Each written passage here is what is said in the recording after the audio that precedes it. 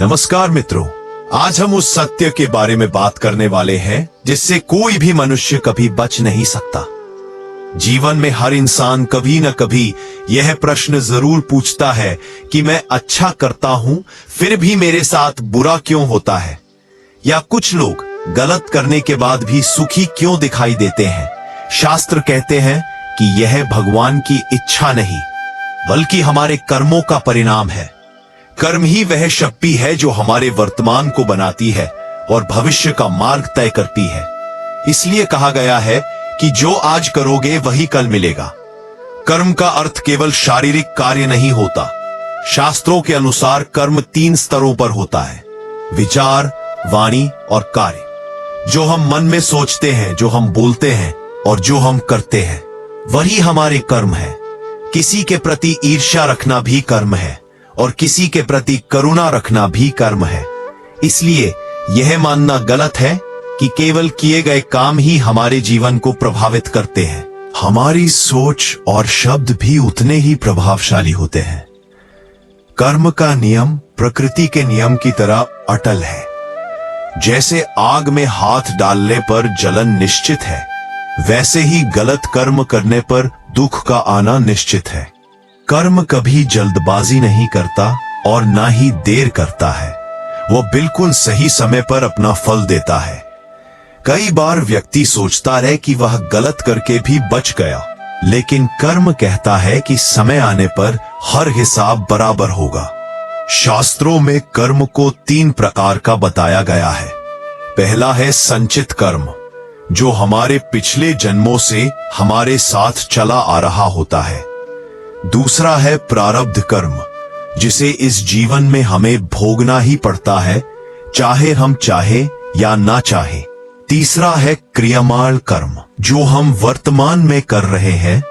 आज के क्रियमाण कर्म ही आने वाले समय का संचित कर्म बनते हैं। इसीलिए वर्तमान में किया गया हर छोटा और बड़ा कर्म हमारे भविष्य को आकार देता है। बुरे कर्मों का प्रभाव तुरंत दिखाई दे या ना दे, लेकिन वह निश्चित रूप से लौटकर आता है। किसी को छोड़ता नहीं। दूसरों को दिया गया दुख, अपमान और पीड़ा किसी न किसी रूप में हमारे जीवन में वापस आती है। कभी बीमारी बनकर, कभी मानसिक अशांति बनकर और कभी रिश्तों में टूटन बनकर।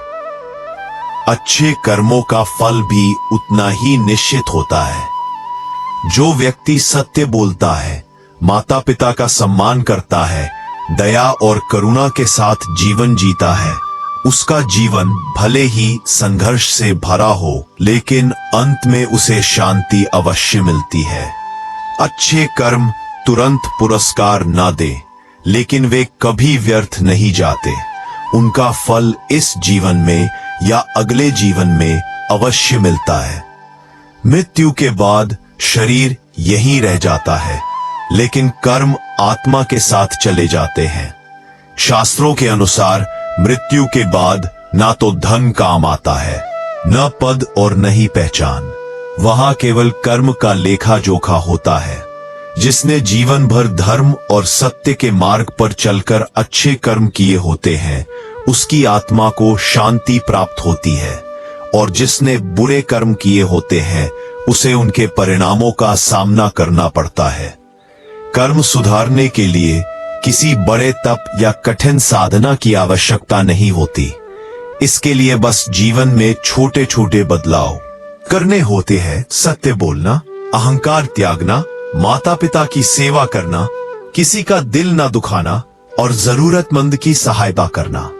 जब इंसान अपने कर्म सुधारने लगता है तो उसका जीवन अपने आप सही दिशा में चलने लगता है। जीवन का सबसे बड़ा सत्य यही है कि आज का कर्म ही कल का भाग्य बनता है। आज बोया गया बीज ही कल फल बनकर सामने आता है। आज का झूठ कल का दुख बनता है और आज का सत्य कल की शांति। इसलिए शास्त्र हमें बार बार यही समझाते हैं कि जो आज करोगे वही कल मिलेगा। यदि यह बात हम समझ लें और अपने जीवन में उतार लें तो हमारा जीवन स्वतः ही बेहतर बन सकता है। तो यही इस संदेश का उद्देश्य है।